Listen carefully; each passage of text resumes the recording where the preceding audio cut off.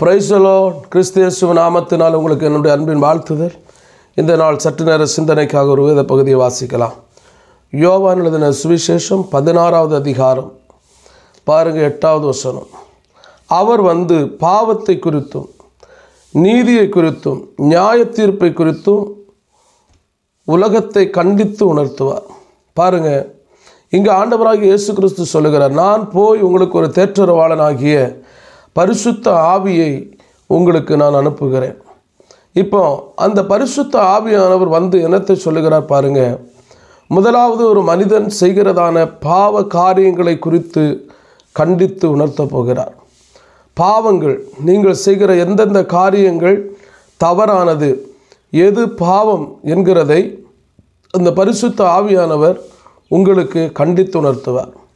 அப்போ நம்ம ஆராதிக்கிற தேவன், அவருடைய ஆவியானவர் நமக்குள்ளே இருக்கிறதான அந்த பாவத்தை குறித்து கண்டித்து உணர்த்த வேண்டும்.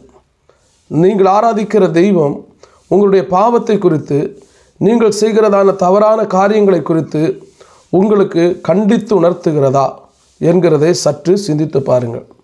இரண்டாவது பாருங்க, அவர் வந்து பாவத்தை குறித்தும் நீதியை குறித்து, நீங்கள் நீதிகேடான காரியங்கள் செய்யும்போது இது நீதிகேடு என்று சொல்லி உங்களிடத்தில் கண்டித்து உணர்த்துகிறதா? ஒருவேளை நீதிகேடு செய்யும்போது அதுக்கு சப்போர்ட் பண்ணுகிற ஒன்று இருக்கும் என்றால் அது தெய்வம் அல்ல. நீதிகேடு செய்கிறதை நீதிகேடு என்று உங்களுடைய இருதயத்தில் பேசுகிறார் பாருங்க, அவர்தான் சர்வ வல்லமையுள்ள தேவன். ஒன்று சொன்னேன், பாவத்தை குறித்து உங்களுக்கு கண்டித்து உணர்த்த வேண்டும். நீங்கள் பலவிதமான தவறுகள், பலவிதமான பாவங்கள், பலவிதமான பாவ செயல்கள் செய்யும்போது இது பாவம் என்று உங்களுடைய இருதயத்தில் உணர்த்த வேண்டும். இரண்டாவது பாருங்க, நீங்கள் செய்கிறது நீதி, அந்த நீதியை குறித்து உணர்த்த வேண்டும்.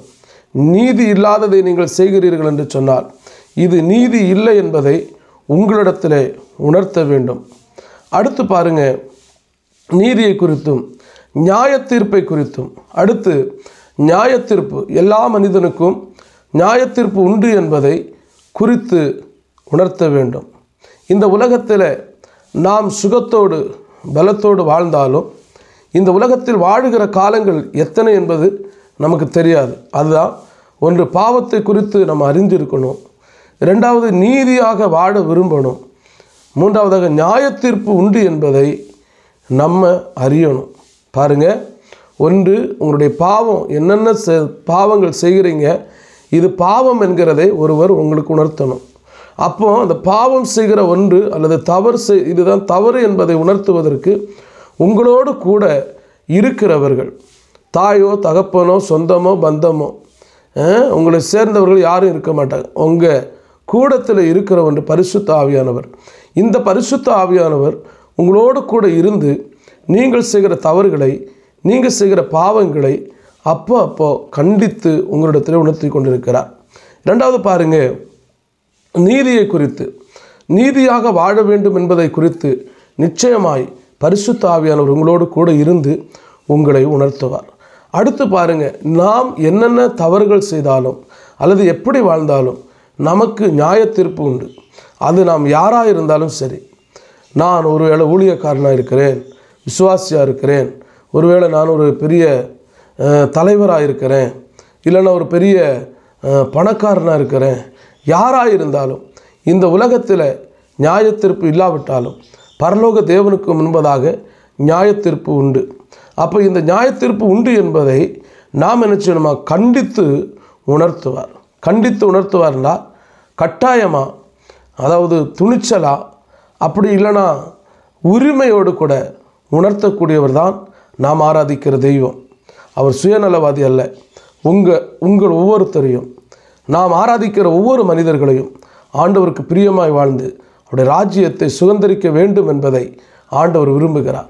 ஒரு பெரிய கூட்டத்தை சேர்ப்பதல்ல, கூட்டத்தில் இருக்கிற ஒவ்வொரு மனிதர்களும் பரலோக ராஜ்யத்தை சுதந்திரிக்க வேண்டும் என்கிறதை ஆண்டவர் விரும்புகிறார். நீங்களும் உங்களை கண்டித்து உணர்த்துகிற அல்லது உங்கள் பாவத்தை குறித்து, உங்களுடைய நீதியை குறித்து உங்களிடத்தில் கண்டித்து உணர்த்தும் போது கீழ்ப்படிந்து, ஆண்டவரே என் பாவத்தை மன்னிங்க, என் குறைகளை மன்னிங்கன்னு சொல்லி ஒப்புக்கொடுங்க. கர்த்தர் தாமே உங்களை ஆசீர்வதிப்பாராக. ஆமென். ஆமென். பரலோக நல்ல தகப்பனே, ஆண்டவரே, நீர் எங்களுக்கு பல காரியங்களையும், ஆண்டவரே ஸ்தோத்திர, பல பாவங்களையும் எங்களுக்கு நீ உணர்த்தி இந்த பாவங்களை விட்டு மனம் திரும்ப உணர்த்துகிறீர். அது மட்டுமல்ல, பல இடத்துல எங்களை கண்டிக்கிறீங்க, பல இடத்துல எங்களுக்கு நியாயத்தீர்ப்பு உண்டு என்பதை எங்களுக்கு உணர்த்துறீங்க. நாங்கள் உயிரோடு வாழுகிற வரைக்கும் தேவனே, நாங்கள் உமக்காக வாழ்ந்து உமது நாமத்தை மகிமைப்படுத்த உதவி செய்யுங்க.